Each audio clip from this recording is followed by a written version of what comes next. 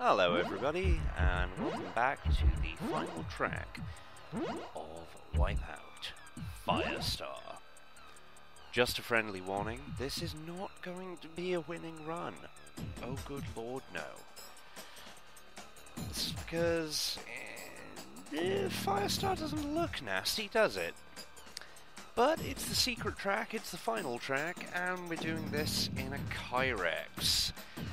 Which means lots of fun times. In fact, we'll be doing this with the lead pilot of Qirex, Kelsolar, Herald of the End Times.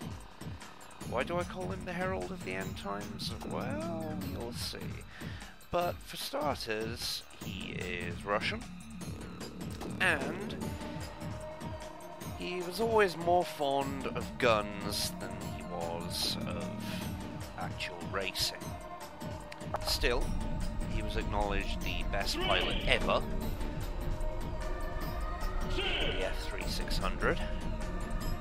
Possibly the best pilot ever, period, although later there will be contenders for that. And yeah, here's our first intimation of why Firestar is nasty. That's right. Two forks right after the other. You have to have your air brake control and your turning absolutely perfect for this. Because look at all these boost pads. Now, I know that boost pads are a little bugbear of mine normally, but when you've got a track whose entire gimmick is go really, really fast on the surface of Mars, well, come on.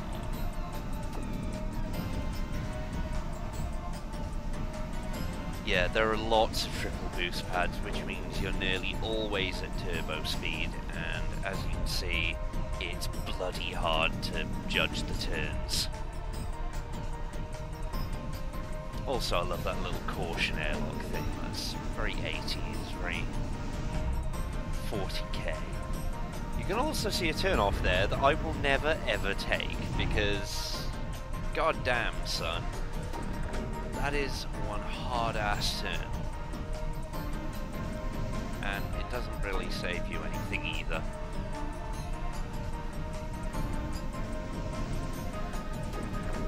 So yeah, Kelsolar might or might not have had a thing with Anastasia Shelovsky, and yeah, he's Qirex's secret weapon for the F3600. He also has the most badass losing portrait ever. I'll show his winning portrait in the update, the actual thread update, but his losing portrait is something to be seen.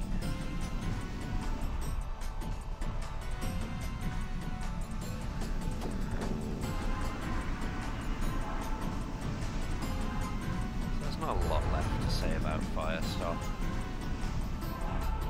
except invisible walls. So I'm just going to leave you to it for now.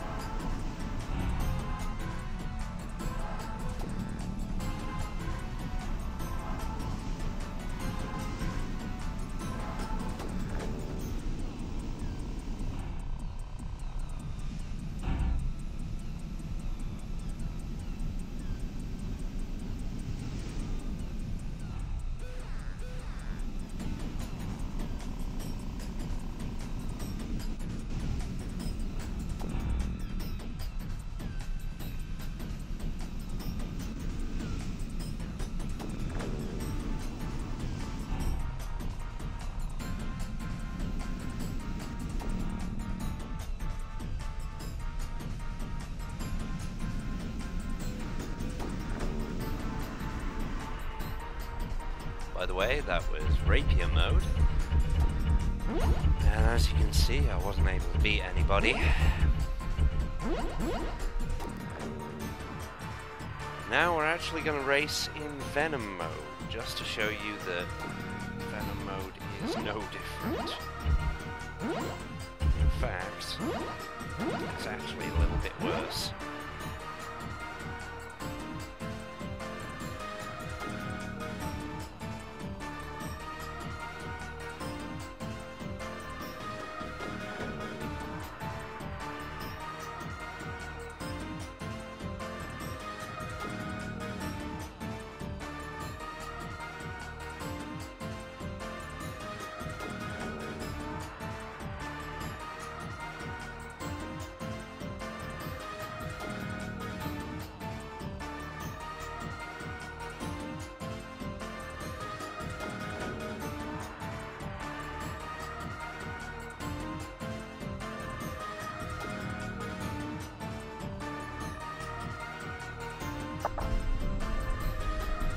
So here we are in Venom mode Firestar, where absolutely nothing has changed about the track, and this is why Venom mode is worse.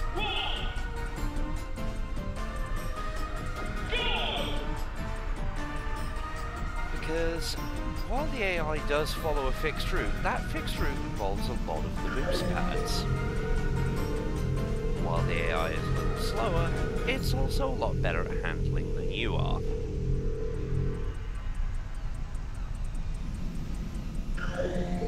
By the way, there is no good or bad path to take here. It all leads to the same long-ass boost pad area. Still, it's nice to get the sweet shots in. Even if people get their own sweet shots in, you can see there's a lot of weapon pads here, so the action comes pretty thick and fast. And unfortunately, this is going to be my position for the rest of the race. Because, as I mentioned before, there is no rubber banding in this game. So, those 4 guys ahead of me, they're going to stay ahead of me for pretty much the rest of the race now. Because they sure as hell weren't stopped, and I'd imagine the guy in first is... well, if lapping was allowed in this game, probably would lap us. Not helped by some interesting performance there on the turbo, and a hell of a lot of bouncing. But hey, at least I took that fork better, sort of. And that one.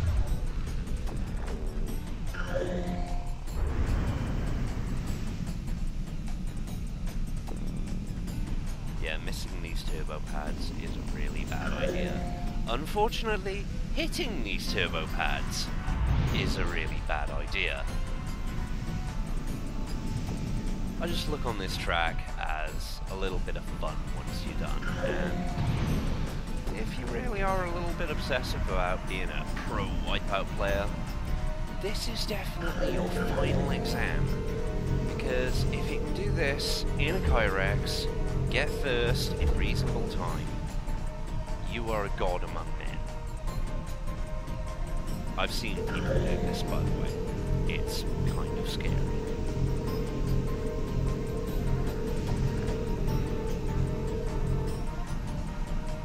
So, while we're here on the final lap, I might as well wrap up my thoughts on Wipeout. Wipeout is not a bad game overall.